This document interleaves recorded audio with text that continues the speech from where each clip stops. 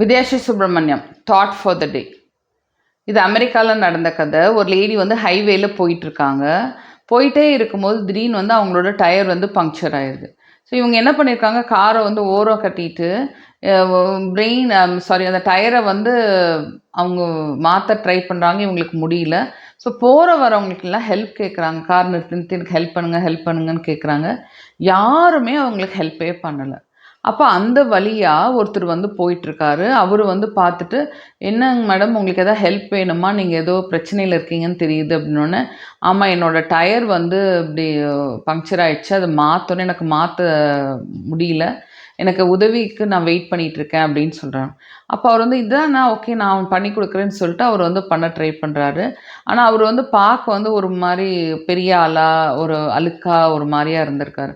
So இந்த லேடிக்கு அவங்கள பார்த்து ஒரு சந்தேகம், ஒரு பயம் இருந்துச்சு. அப்போது இவங்க வந்து இவர் பார்த்துட்டு, நீங்கள் கொஞ்ச நேரம் உள்ளே இருங்க, நான் வந்து சரி பண்ணிடுறேன்னோன்னே, இவங்க போய் உள்ளே உட்காந்துக்கிறாங்க. இவர் வந்து கட கட கடன்னு எல்லா வேலையும் முடிச்சிடுறாரு. முடிச்சுட்டு கூப்பிட்றாரு, வெளியே வாங்க நான் முடிச்சிட்டேன், நீங்கள் பாட்டுக்கு கிளம்புங்க, நேரம் ஆயிடுச்சு அப்படின்னு சொல்கிறாரு. அந்த லேடி என்ன பண்ணுறாங்கன்னா, இல்லை நான் வந்து ரொம்ப பேர்கிட்ட உதவி கேட்டேன், யாருமே பண்ணலை, நீங்கள் தான் பண்ணீங்க, தயவுசெய்து இந்த காசு எடுத்துக்கோங்கன்னு சொல்லிட்டு ஒரு $500 அவங்களுக்கு கொடுக்குறாங்க.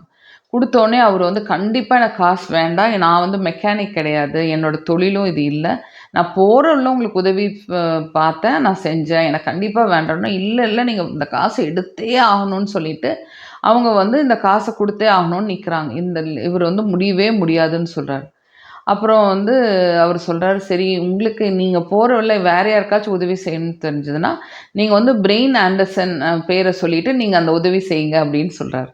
உடனே இவங்க வந்து சரி அப்படின்னு சொல்லிட்டு போயிட்டுருக்காங்க. போகிற வழில அவங்களுக்கு ரொம்ப சரியான பசி. பசித்தோடனே இவர் ஒரு ஹோட்டலுக்கு போய் சாப்பிட்றாங்க. அந்த இடத்துல பார்த்தீங்கன்னா ஒரு சின்ன ஹோட்டல்.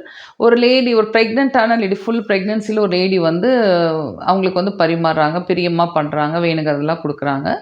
கொடுத்துட்டு இவங்க வந்து சாப்பிட்டுட்டு பில் பே பண்ணும்போது $100 கொடுக்குறாங்க. $100 கொடுத்தோடனே இந்த லேடி சேஞ்ச் கொடுக்கலான்னு திரும்பி பார்க்கும்போது, அந்த லேடி திரும்பி பார்க்கும்போது இவங்க வந்து காருக்கு போயிடுறாங்க.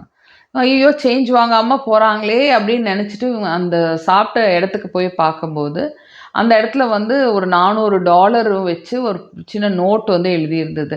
இந்த காசு வந்து நீங்கள் எனக்கு திருப்பி எதுவுமே கொடுக்க வேண்டாம், இது உங்களுக்கு தான், உங்கள் ப்ரெக்னென்சிக்கு உங்கள் டெலிவரி டைமில் உங்களுக்கு இந்த காசு கண்டிப்பாக ஹெல்ப் பண்ணும், தேவைப்படும், அதனால் இந்த காசு நீங்கள் வச்சுக்கோங்க. எனக்கு ஒருத்தர் வந்து உதவி பண்ணார், அவர் வந்து உதவி பண்ணிவிட்டு அவர் எனக்கு காசு வாங்கவே மாட்டேன்னு சொல்லிட்டாரு, அதனால் நான் வந்து இன்னொருத்தவங்களுக்கு உதவி பண்ணுறேன், எனக்கு ஒரே ஒரு ரிக்வெஸ்ட் மட்டும் இருக்குது, இந்த உதவி பண்ணுற செயின் வந்து தடைப்படாமல் உங்களால் முடிஞ்சால் வேறு யாருக்காவது ஹெல்ப் பண்ணுங்கள் அப்படின்னு சொல்லிட்டு மட்டும் நோட் எழுதிட்டு வச்சுட்டு போயிடுறாங்க. இந்த லேடி ஒரே சிரிச்சுட்டு ஒரே சந்தோஷம். ஏன்னா இந்த லேடிக்கு வந்து பணம் தேவைப்படுது. இந்த டெலிவரிக்கு வந்து ஒரு ஹெல்ப் இருந்தால் பரவாயில்லன்னு தேவைப்படுற தருணத்தில் இந்த பணம் வந்தோடனே அந்த லேடிக்கு ஒரே சந்தோஷம்.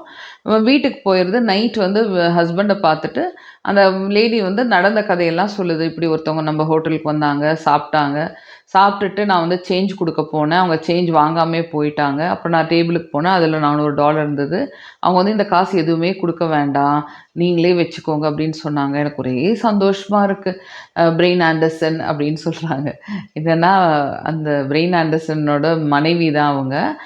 இந்த கதை வந்து அவர் வந்து பிற்காலத்தில் வந்து பெரிய ஸ்கேட்டிங் எக்ஸ்பர்ட் ஆகிறாரு. அவர் பெரிய விஷயமா இருக்குது. இது நிஜமான நடந்த கதை. ஒருத்தருக்கு உதவி பண்ணணும் அப்படின்னா அது எந்த ரூபத்தில் வேணாலும் பண்ணலாம். அந்த உதவி நமக்கு எந்த ரூபத்தில் வேணாலும் திரும்பி வரும். ஓகே, ஸோ உதவி பண்ணுறதுக்கு யாருமே தயங்காதீங்க. உங்களுக்கு அது வொர்த்தாக இருந்தால் அதை ரிசீவ் பண்ணுங்கள். வொர்த் இல்லை அப்படின்னா அது இன்னொருத்தவங்களுக்கு வர்றதுக்கும் நீங்கள் ஏற்பாடு பண்ணலாம். ஓகேயா?